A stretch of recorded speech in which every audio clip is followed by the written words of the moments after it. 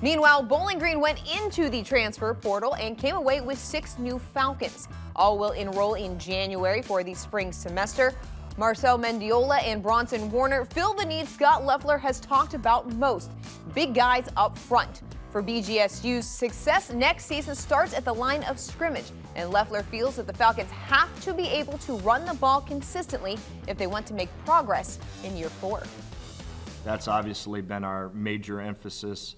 We believe as a staff last year, if we were older and more experienced at the O-line position, we could have had a chance to make a run at a lot more games than what we won last year.